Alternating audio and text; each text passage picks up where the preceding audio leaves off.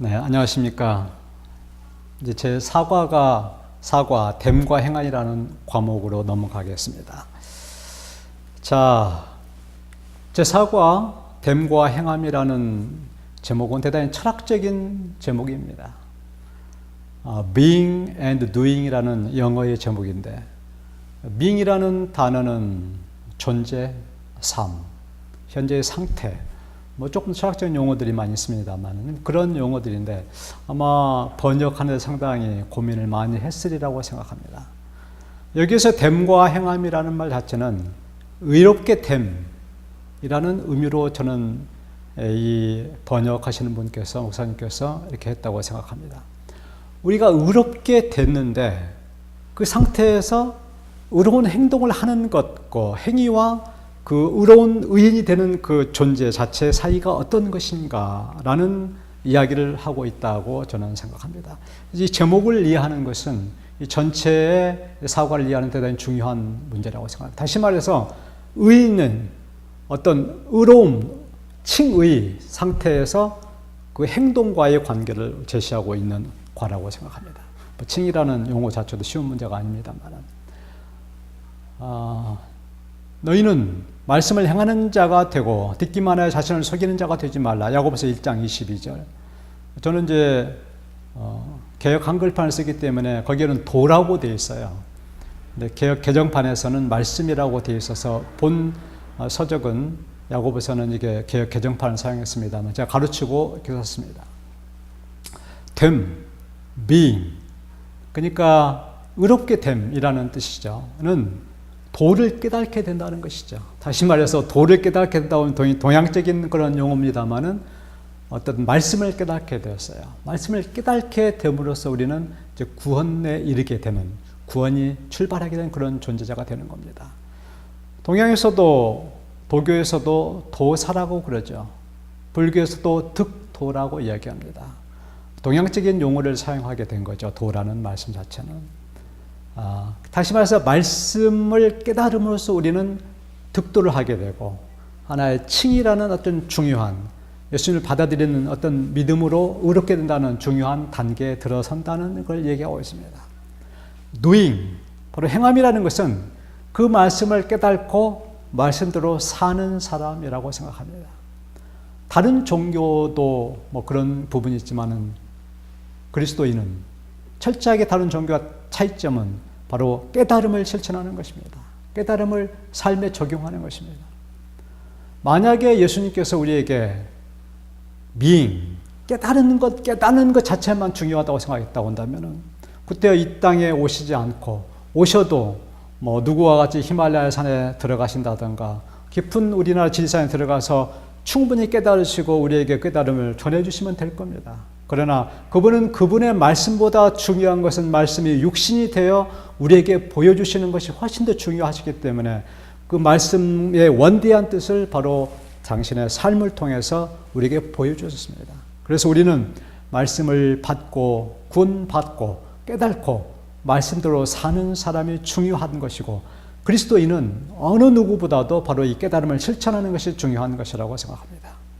그래서 야고보 이 저자는 자기 기만, 자기를 속이는 것은 듣기만 하고 그것을 실천하지 않는 사람을 자신을 속이는 사람이라고 얘기했습니다.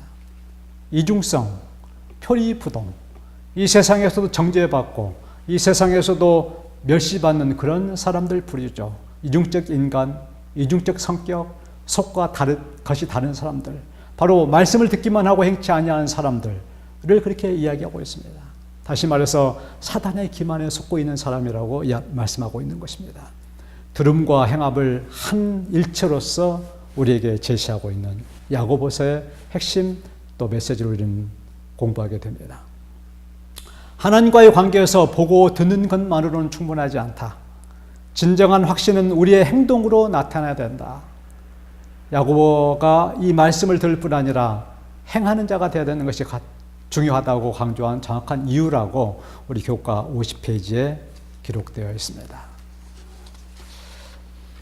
일요일에 너는 원수를 알라, 속이는 자를 알라. 적을 알고 나를 알면은 승리할 수 있다라는 우리 말을 잘 알고 있죠. 오늘날의 영적 전쟁에서는 누가 원수인지를 알기가 쉽지 않다는 것입니다. 자신이 자신을 속이는 일이 있기 때문에 그 스스로가 속는 것이에요. 자기 기만.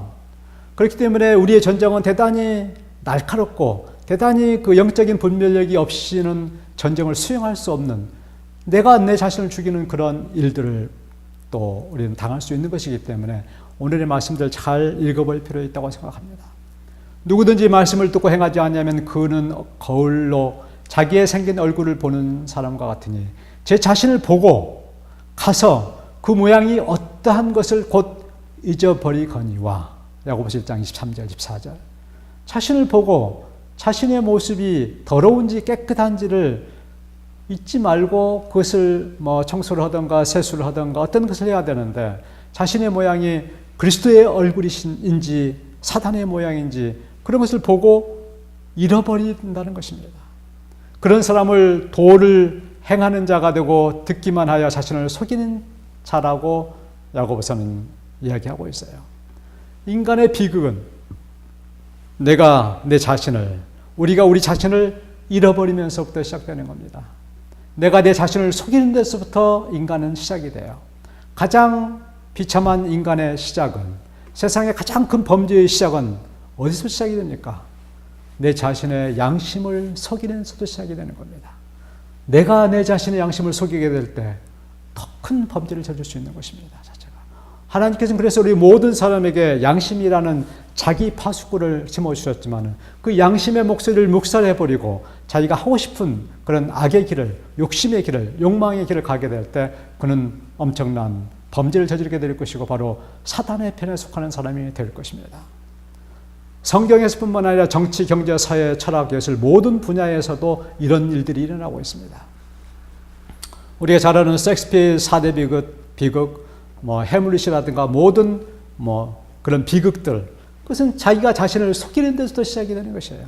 이중적인 삶을 살면서부터 시작이 되는 거라고 생각합니다.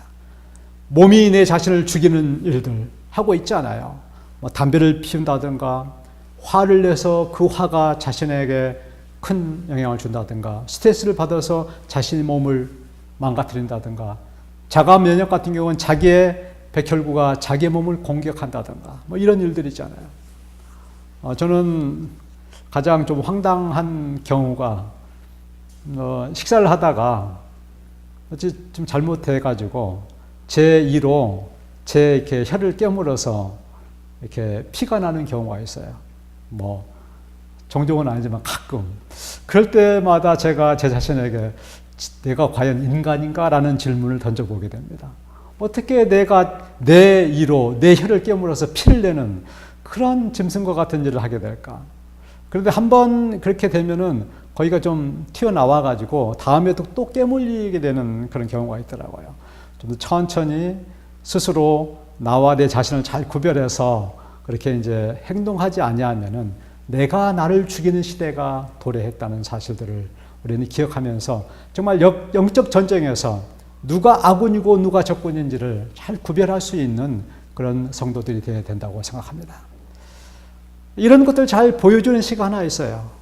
우리가 잘 알고 암송하고 있는 시가 있습니다. 알렉산드로 푸시킨이라는 러시아의 3대 문호 중에 하나죠. 푸시킨, 톨스토이, 도스토옙스키, 그렇게 유명한 사람입니다. 푸틴이 우리나라에 왔을 때 소공동에 푸시킨의 동상을 세우겠다는 얘기를 들었었는데 세워졌는지는 가보지는 못했습니다.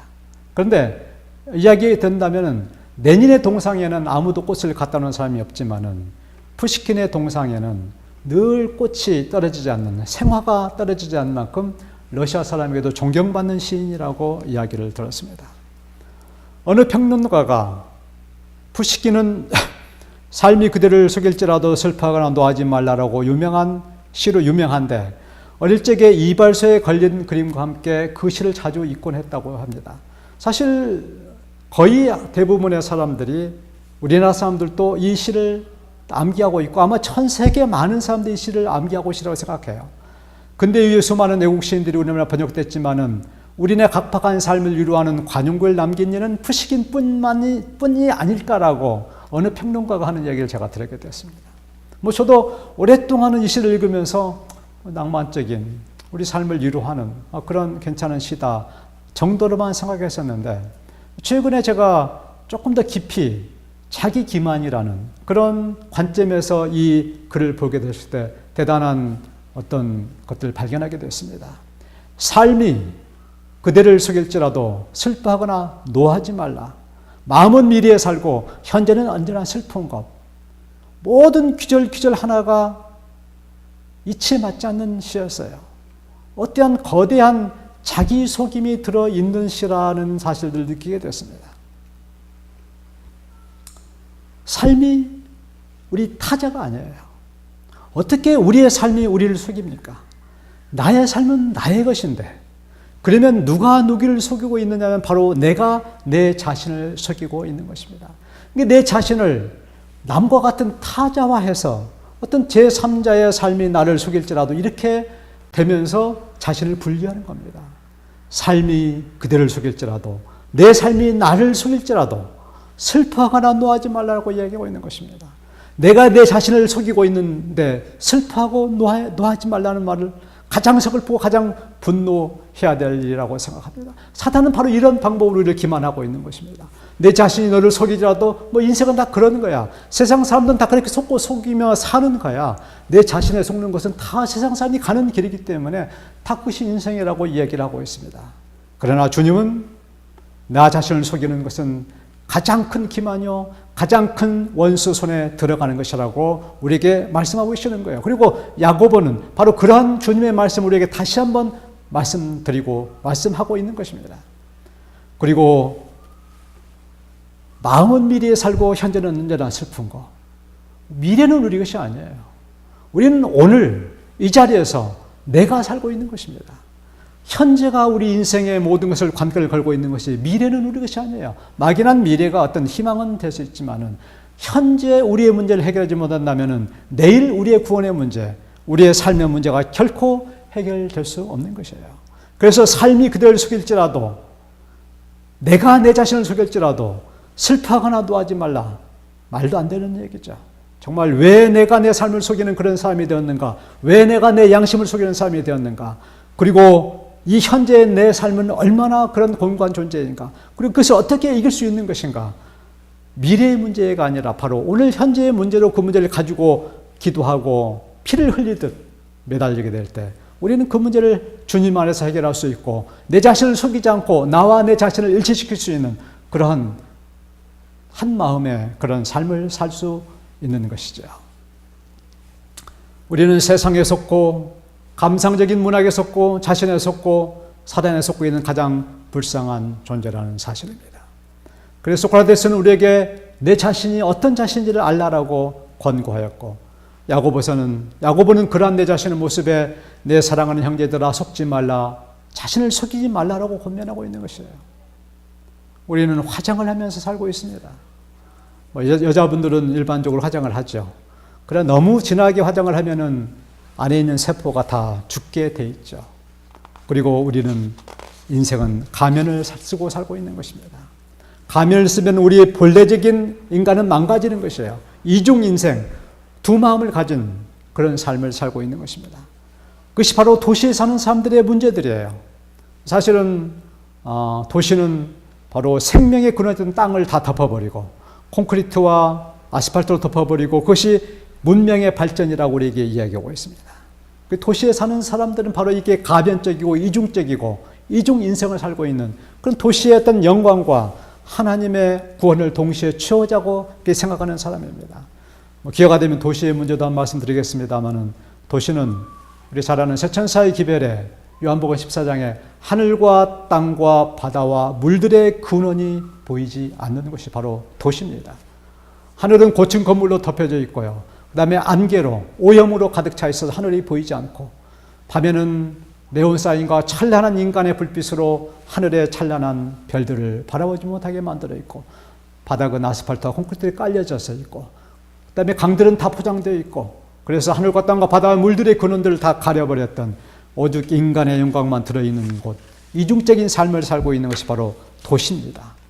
바로 우리를 속이는 것은 이런 우리 주위에 있는 모든 것, 어떤 문학이라든가 철학이라든가 뭐 도시라든가 또 이런 모든 것들이 다 우리 주위에서 우리를 속이는 자기 기만적인 요소이기 때문에 영적 통찰력을 깊이 갖지 않는다면 우리는 사단의 손에 빠져 들어갈 수밖에 없는 것입니다. 야고보서는 바로 이러한 두 마음을 푸는 이중 인생들에게 자신을 속이지 말고 주님을 따라서 정말 진실한 삶을 살라고 다시 한번 우리에게 권면하고 있는 것이죠. 부자 청년은 신실한 율법을 지키는 그런 사람이었지만은 자기에게 속은 사람이었어요. 자기 기만을 당한 사람이었습니다. 선생이여 무슨 선한 일을 하여야 영생을 얻으리까? 우리 주님께서는 그를 사랑했다라고 얘기했어요. 어떻게 당시에는 그렇게 믿음이 좋았던 사람도 많지 않았겠죠. 그러면서 내가 생명에 들어가려면 계명을 지켜라. 그러면서 내 이웃을 너무같이 사랑하라. 그러나 그 청년이 이 모든 것을 내가 지켰사오니 아직도 무엇이 부족하오리까? 자신을 알지 못하는 그런 청년이었죠. 우리 주님께서는 그 대답에 내가 완전하고자 할진대, 온전하고자 할진대 내 소유를 팔아 가난한 자에게 모두 주고 그 후에 나를 쫓으라 라고 이야기를 했습니다. 그러나 그는 부자였기에 그 말씀을 듣지 않고 슬픈 얼굴로 예수님을 떠났다라고 이야기하고 있습니다. 뭐 성경에서는 이렇게 마무리됐습니다만은 저는 어떤 상상력을 동원해 볼 때 그렇게 예수님을 직접 대면해서 만났던 부자 청년이 끝까지 자기 돈만 지키고 살았을까라고 생각은 들지 않아요. 그렇게 자기의 돈으로 정말 호화스럽고 능력 있는 권력 있는 삶을 살았지만은 솔로몬과 같이 노년에 아마 예수님의 그런 말씀을 다 듣고 그 소유를 팔고 주님의 뒤를 쫓지 않았을까라는 상상력을 가져봅니다. 왜냐하면 주님을 직접 만났다는 것은 어느 누구도 느낄 수 없는 그런 가장 큰 특권이었기 때문에 그렇습니다.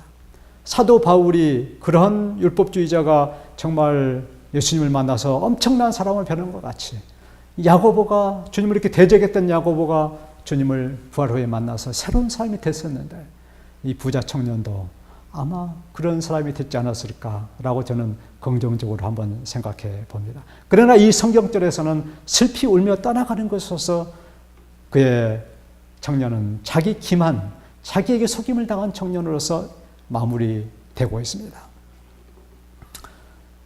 무슨 선한 일을 어떤 계명을 준수를 해야지 그렇게 계명과 선한 일에 대한 말씀에 대한 의미에 대해서 이해와 오해는 바로 우리의 영생을 좌우하는 것입니다. 이해와 오해는 새사이밖에 되지 않지만은 영혼을 갈라놓는 그런 것입니다. 부자 청년에게 선한 일은 율법을 준수하는 일이었습니다. 부자 청년이 지킨 계명은 율법적인 계명을 지키는 것이었어요. 그러나 예수님께서 율법을 지키라고 계명을 지키라고 하신 그 말씀은 바로 사람을 살리는 계명을 지키는 것을 말씀하셨고 그분이 말씀하신 선한 일이라는 것은 율법 준수가 아니라 생명을 살리는 일을 말씀하고 계셨던 것입니다. 이게 동일한 용어를 사용하더라도 그 생각하는 관점 자체가 전혀 다르다는 것이에요. 하나는 율법주의자의 관점에서 계명과 선한 일을 지켰고 하나는 사랑이라는 생명을 살리는 관점에서 예수님께서는 바로 선한 일에 대해서 말씀하고 계시는 것이에요. 오늘날 우리의 수많은 그런 말씀에 대한 오해가 있는 것은 주님의 관점에서 그것을 보지 않고 교리와 어떤 논리와 인간의 눈에서 그것을 보기 때문에 그것이 이해되지 않을 뿐 아니라 믿음으로 말미암는 그 하나만 가지더라도 수천 가지 대답이 가능하게 되는 것입니다. 저희에게 이르시되 안식일에 선을 행하는 것과 악을 행하는 것 즉 생명을 살리는 것과 죽이는 것 어느 것이 옳으냐. 다시 말해서 선을 행하는 것은 생명을 구하는 것이라는 관점에서 이 청년이 그 선한 일을 생각했다고 한다면 이 청년은 즉각 구원에 이르게 됐을 것입니다. 그러나 오직 율법을 지키는 것만이 우리의 목적이 됐을 때 그 청년은 슬피 울며 그 생명 자체의 주님을 떠나게 된 것입니다. 우리 모두가 다시 한번 안식일을 지키는 것이 우리의 목적인가? 정말 안식일의 핵심이었던 안식을 얻고 안식을 나누는 것이 안식일을 지키는 것의 목적인가? 더 나아가서는 안식일의 주인이신 예수님을 만나는 것이 정말 우리의 안식일의 가장 중요한 일인가? 그렇지 않으면 율법적 계명을 지키는 것, 안식 율법을 준수하는 것에서 안식일의 준수가 그친다고 한다면 부자 청년보다 더 우리는 앞에 더 한 걸음 나가는 것이 아니라고 생각합니다. 우리 주님께서는 계명을 지키라고 말씀하시면서 내 이웃을 내 몸같이 사랑하라고 말씀하셨어요. 우리가 아는 바와 같이 10계명의 첫 번째, 네 번째 계명은 하나님의 사랑, 다섯 번째에서 10계명은 사람에 대한 사랑이라고 배웠어요. 그러나 사실은 10계명 전체가 내 이웃을 내 몸같이 사랑하라는 것의 결론이라고 생각합니다. 마태복음 22장 39절에 너는 뜻을 다하고 힘을 다하고 목숨을 다하여 주 여호와 하나님을 사랑하라 말씀하시며, 둘째는 그와 같으니, 첫째와 같으니 내 이웃의 생명을 내 몸같이 사랑하라고 말씀하셨어요. 다시 말해서 둘째 계명은 첫째 계명 자체도 내 이웃의 생명을 내 몸같이 사랑하라는 의미를 가지고 있다라는 것을 얘기합니다. 그렇게 내 이웃을 내 몸같이 사랑하는 것을 통해서 힘을 다해서 하나님을 사랑을 보여달라고 말씀하셨기 때문에 10계명 모두가 다 내 이웃을 내 몸같이 사랑하라는 말의 결론이에요. 그래서 앞에 있는 우리가 이제 계명을 지키라고 해서 예수님께서는 첫째에서 네 번째 계명은 빼고 다섯 번째에서 10번째 계명만 말씀했다고 그러는데, 그것은 제가 볼 때는 그렇지 않아요. 첫째 계명에서도 10째 계명 모든 것을 말씀하시고 그 계명의 핵심으로서 내 이웃을 내 몸같이 사랑하라고 말씀하셨다고 저는 받아들입니다. 왜냐하면 두 계명이 다 같은 내용이기 때문에 그렇습니다. 제가 어느 날 교회에서 안교를 운영하면서 그리스도의 유일한 취미는 무엇일까라는 질문을 드렸어요. 예수님의 취미가 무엇일까라는 질문은 약간 그렇죠. 그러나 예수님은 취미와 사명이 같으신 분이었어요. 제가 많은 분들이 대답을 했지만 제가 드린 대답은 예수님의 유일한 취미와 그 사명은 사람을 살리는 일이었습니다. 모든 것들이, 그분은 선한 일이든 계명이든 모든 것들이 사람을 살리는 일, 생명을 살리는 일에 그분의 메시지에 모든 것이 들어있는 것이에요. 그래서 우리가 안식일도 생명을 살리는 일에 초점을 맞추지 않는다고 한다면 우리는 그 본질을 잃어버릴 수가 있다는 사실입니다. 우리의 취미가, 우리의 미션이 사람을 살리는 일이 될 때 안식일은 우리에게 최고의 즐거운 날이 될 수 있을 것이고 이 세상을 위해서 봉사할 수 있는 가장 중요한 그런 타이밍이 되리라고 생각합니다. 월요일 행하는 자가 됨. 너희는 말씀을 행하는 자가 되고 듣기만 하여 자신을 속이는 자가 되지 말라. 동일한 말씀의 반복이죠. 신앙에는 순서가 있다고 생각합니다. 말씀을 받아서 믿음의 의를 이루는 것과 또 그 말씀을 실천하는 것은 동전의 양면과 같이 또 중요한 일이죠. 근데 우리는 먼저 말씀을 듣고 믿음으로 의롭게 된 다음에 그 다음에 그 말씀대로 행하는 삶을 살아야 된다고 생각합니다. 말씀을 듣지 않고 행동이 앞서면은 자기가 하는 것이죠. 믿음으로 의롭게 되는 행위가 어떤 그런 일이 존재하지 않으면은 자신의 공로를 쌓는 것이고, 말씀을 듣고 두 번째 것을 행하지 않으면 공허한 믿음이 되는 것입니다.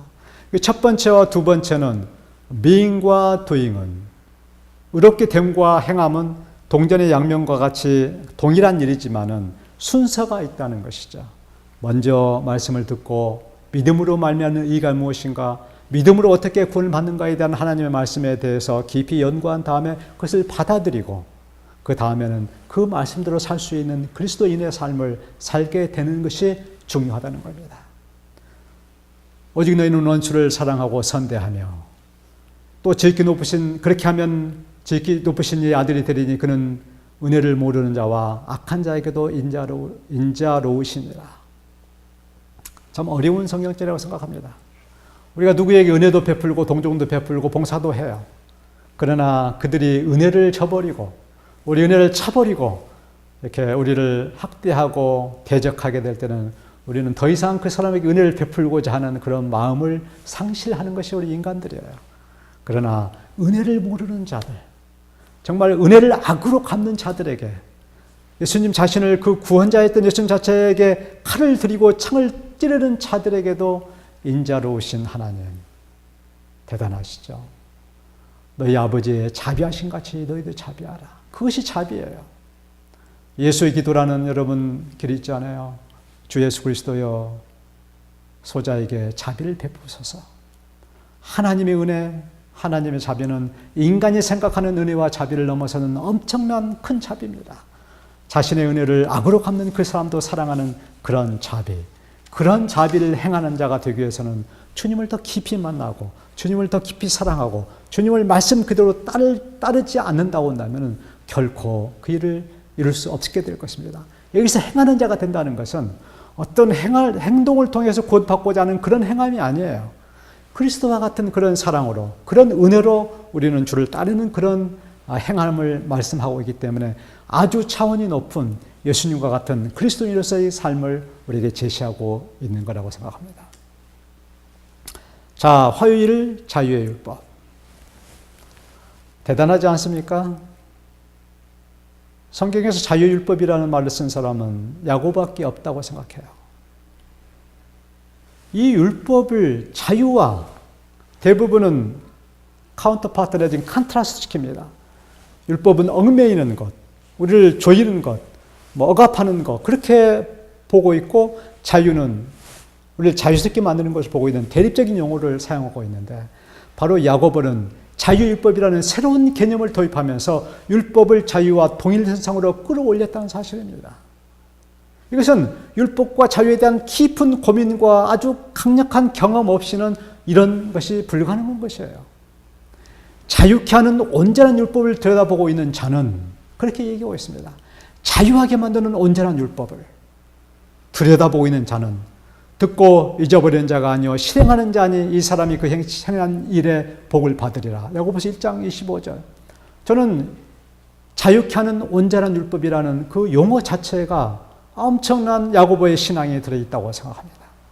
그가 율법주의자로서 이 땅에 와서 예수님을 대적하고 예수님의 복음을 거절하고 정말 자유스럽게 만드는 그 진리를 거절하면서 정말 살고 있다가 예수님을 친히 만나서 그것이 아니라는 사실을 깨닫게 됐을 때 그는 엄청난 충격을 받았을 거예요.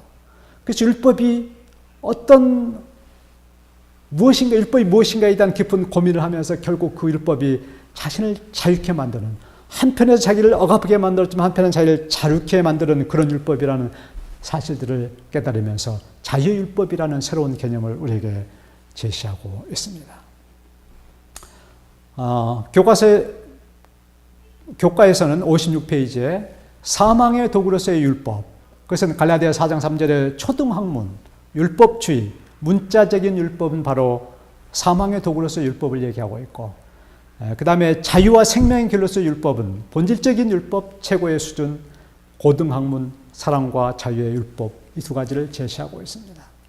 제가 이 두 가지는 도표를 만들어 봤어요. 바로 사랑과 믿음과 율법을 수직적인 관계로 놓는 것은 계층적 율법주의입니다. 자유가 없어요. 어떤 조직된 그런 사회의 어떤 관계들입니다.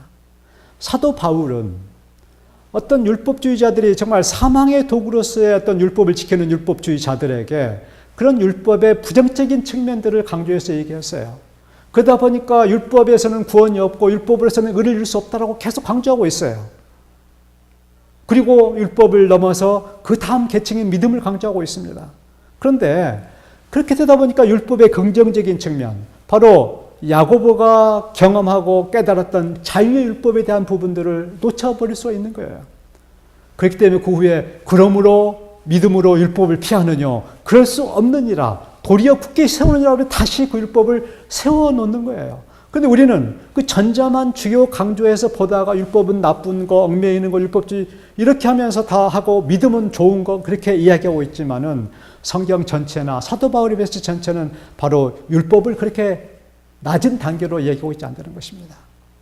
믿음을 강조하다 보니까 이렇게 된 거죠. 사도 바울도 오른쪽 같이 유기적인 관계에 대해서 얘기하고 있습니다. 그래서 오른쪽은 바로 그 율법 자체가 믿음으로 연결되는 가장 중요한 소스가 되는 겁니다.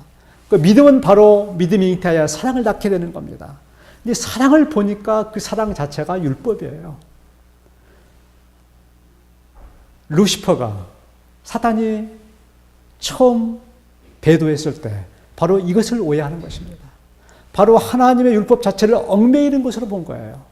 자신을 구속하고 그렇게 예수님과 같이 완전한 존재였던 대천사장 자신을 어떤 율법이나 어떤 계명으로 하지 말라 이런 걸로 묶어둘 수 있고 그렇게 종속을 받아야 될 존재가 아니라고 본인은 주장하는 것이죠.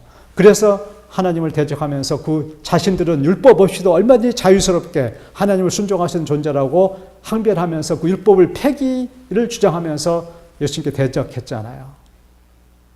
그는 그가 그 율법이 야고보 깨달은 같이 자유의 율법이고 사랑의 율법이라는 사실들을 놓친 것이라고 생각합니다. 오늘날 우리 교회가 십계명도 계층적으로 믿고 있으면 율법주의적인 신앙이 되는 것이에요. 어떤 계층적 조직 안에서 교회도 마찬가지입니다.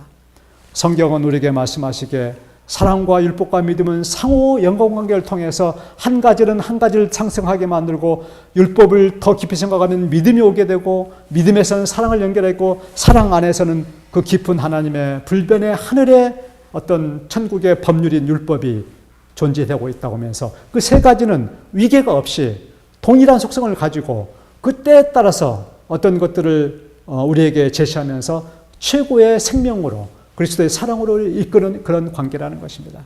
다시 한번 화요일의 자유율법이라는 것은 지금까지 우리 모두는 이 수직적이고 계층적 율법주의적인 어떤 위계적인 조직, 신앙은 위계가 될 수가 없어요. 개톨릭이 가지고 있는 가장 큰 문제는 바로 유계적인 것입니다. 유기적이고 수평적인 것이 아니라 수직적인 그런 관계들이 문제예요. 우리 교회도 개신교회도 그런 유계적인 관계가 형성이 되어 있어요. 그러나 성경 전체는 바로 자유라는 거대한 주제 아래서 사랑과 율법과 믿음이 서로 유기적인 관계를 맺으면서 서로 상승하면서 최고의 생명을, 최고의 그리스도를 우리에게 소개하는 길로 우리를 보여주고 있다는 것입니다. 저는 이 과의 가장 중요한 것은 바로 이 자유의 율법이라는 이런 엄청난 새로운 개념을 제시하고 있고 그 자유의 율법을 이해하는 것이야말로 바로 믿음과 사랑을 이해하고 받아들이는 최고의 접경이라고 생각합니다. 그래서 바로 믿음이 율법이 되고 율법이 사랑이 되고 사랑이 바로 믿음이 되는 거라고 생각합니다. 자유의 가치는 위대한 것입니다. 하늘나라는 것을 자유의 나라라고 그래요. 그러나 우리 이 땅에서 자유는 발견하기 어렵습니다. 대부분의 이 땅에서의 자유는 방종에 가까운 그런 자유입니다.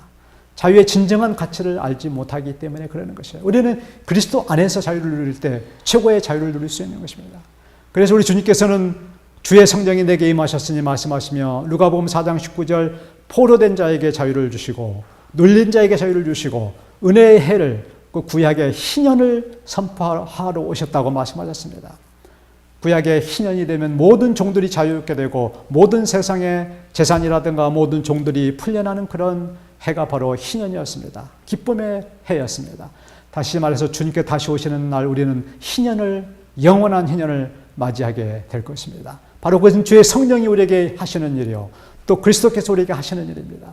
그 진리가 우리를 자유케 하시고 아들이 우리를 자유케 하시고 또 하나님께서 우리에게 자유케 하실 때 우리는 율법에 자유하게 되고 믿음에 자유하게 되고 그 다음에 사랑에 자유하게 되는 것입니다.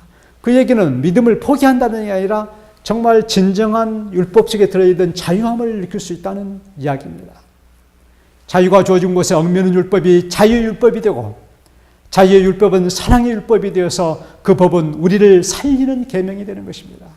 그래서 안식일 계명이 얽매이는 율법이 아닌 생명과 사랑의 율법과 계명이 될 때 우리는 진정한 안식일의 안식의 의미를 깨닫게 될 것이라고 생각합니다. 자, 수요일 유익한가 무익한가? 무엇이 유익하고 무익한가는 우리가 잘 구별할 수가 없어요. 이 세상에서 유익한 것은 선한 것입니다. 그런데 이 세상에 무익한 것은 선하게 보이는 것이에요. 근데 많은 사람들이 선한 것을 추구하지 않습니다. 선하게 보이는 것을 추구해요. 진정한 아름다움을 추구하지 않아요. 아름답게 보이는 것을 추구합니다. 그래서 외적으로 꾸미고 가듬고 화장하고 다듬는데 우리 인생을 다 쓰는 거예요. 진정한 믿음을 가치있게 여기지 않아요. 왜냐하면 그 믿음은 사랑이라는 엄청난 희생의 어떤 봉사를 요구하기 때문에 그저 믿음 있게 보이는 것, 믿음으로 말면 의를 잘 설명하는 것, 그다음에 칭의와 성화를 뭐 잘 이해하는 것, 뭐 그냥 그저 확신을 갖는 것, 뭐 긍정적 사고 방식, 믿음과 믿음 있게 보이는 것과는 전혀 다른 것입니다. 우리 모두는 정말 무익한, 그렇게 착해 보이고 믿으면서 보이는 그런 신앙보다는 진정한 아름다움을, 진정한 선함을, 진정한 믿음을 소유하게 될 때 하나님께 유익한 사람이 되리라고 생각합니다. 누구든지 경건하다고 생각하며 스스로 경건하다고 생각해요. 그러면 자기 혀에 저갈 먹이지 않고 자기 마음을 속이면은 그 사람의 경건은 헛된 것이라고 얘기했습니다. 성경은 우리에게 거듭거듭 나도 거룩하니 너희도 거룩하라, 또 나는 완전하니 너희도 완전하라, 다 계속 말씀하고 계셔요. 우리는 어떻게 거룩함을 이루었습니까? 유대인들은 피 안 묻히고 더러운 거 보지 않고 이방인들 만나지 않고 자기끼리만 모여서 담을 쌓으면서 경건을 유지하면서 세상 사람과 분리된 삶을 살았습니다. 야고보서는 예수님의 그런 심정으로 이렇게 말씀하고 계십니다. 아버지 하나님 앞에서 정결하고 더러움이 없는 경건은 곧 고아와 과부를 그 환난 중에 돌아보고 또 자기를 지켜 세속에 물들지 아니하는 것이라고 말씀하셨습니다. 유익한 사람은 선한 일을 하는 사람입니다. 생명을 살리는 일이에요. 목숨을 거는, 생명을 살리는 일에 목숨을 거는 그리스도인들이 유익한 사람들입니다.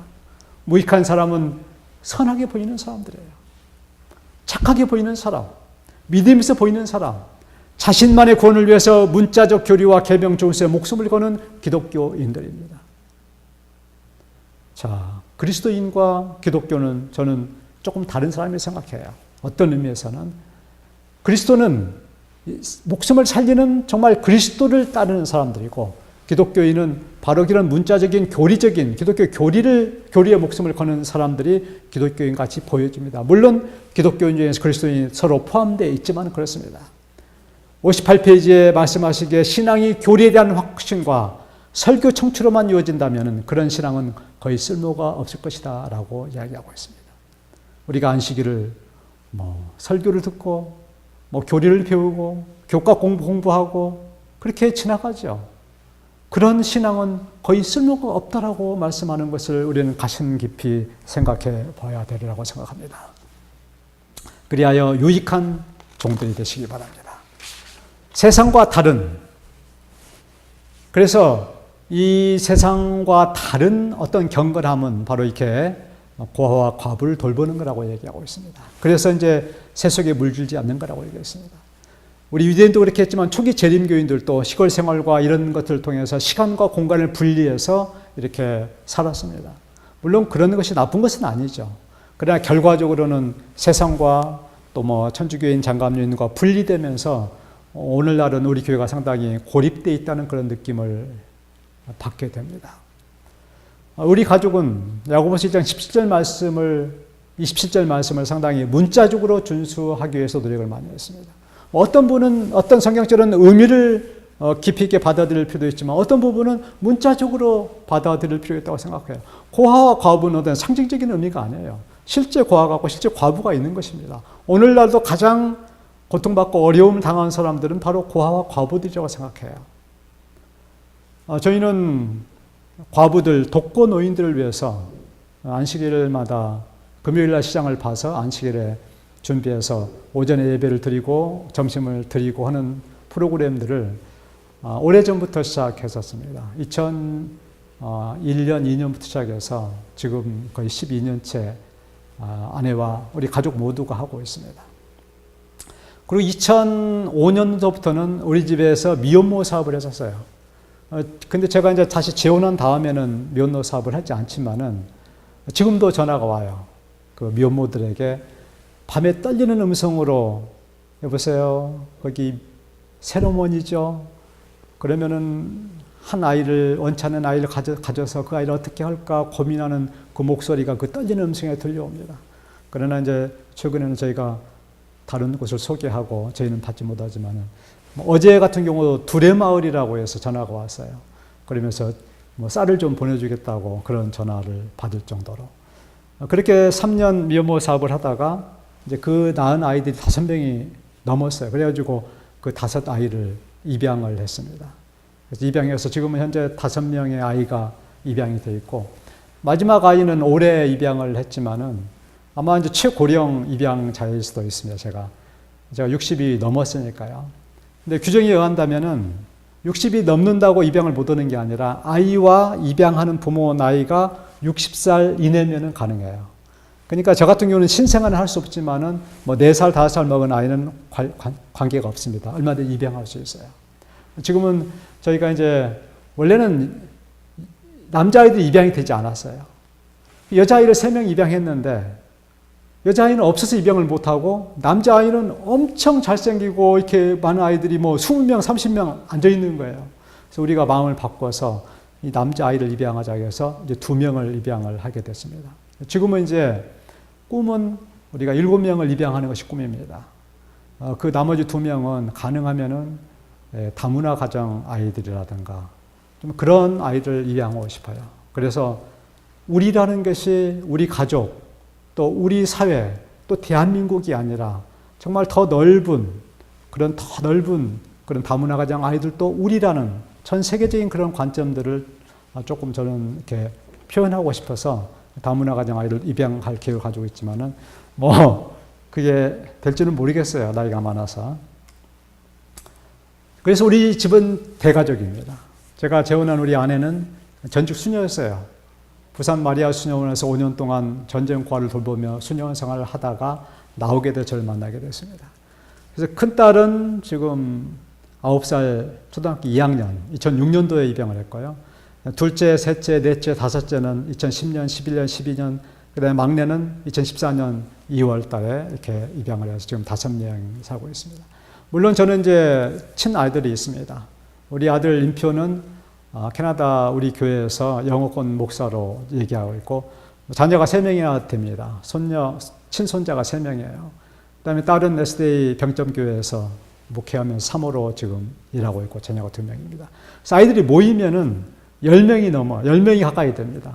전부 다 1살에서 9살 그 사이예요. 그래서 우리 집은 정말 이렇게, 이렇게 웃음이 넘치고, 하여간 시끄러운 그런 가정입니다. 자, 우리 아내가 이야기했던 일전에 약속한 대로 작곡한 노래 하나를 우리 자녀들이 좀 불러드린 노래를 하나 들려드릴까 생각합니다. 잠시 동영상을 보시죠.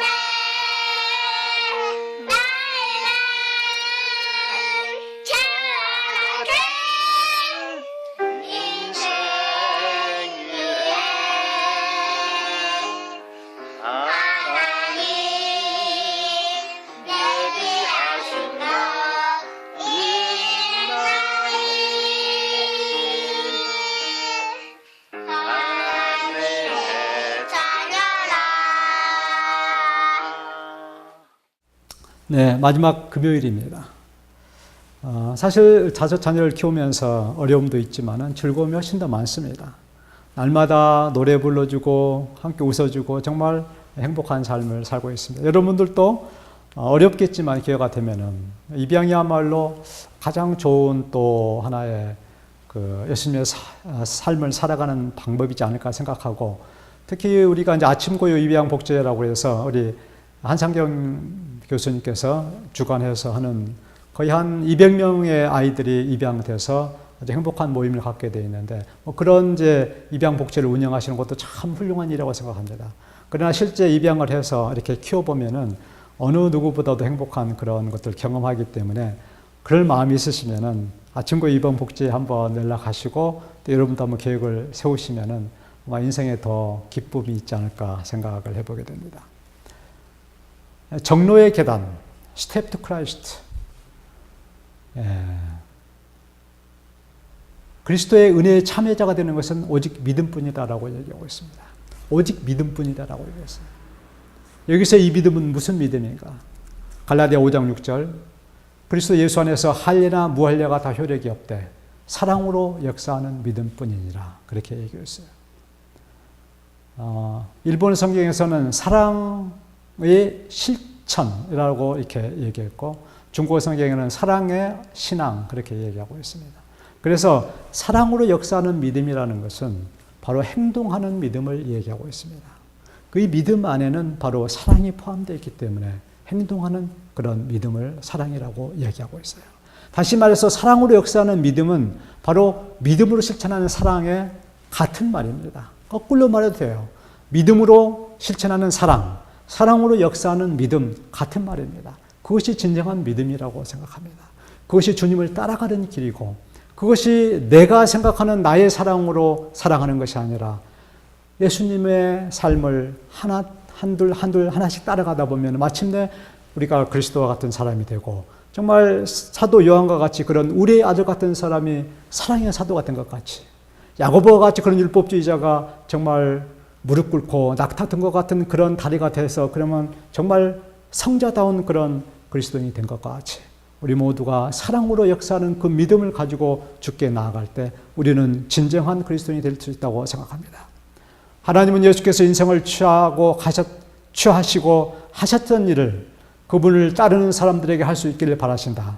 그분의 능력을 통하여 우리는 구주께서 사셨던 순결하고 거룩한 생애를 살 수 있고 살아야 한다라고 주의 봉사에 말씀하고 있습니다. 사랑하는 성도 여러분, 이런 말씀을 따라서 스텝 투 크라이스트, 주님의 가신 그 길을 따라서 우리 모두가 진정한 그리스도인이 되어서 구원을 체험하시고 행복을 느끼시면서 이 땅에 세상에 사람을 살리는 일에 세상을 바꾸는 일에 또 주님과 합력하시는 귀한 성도들 되시기를 바랍니다.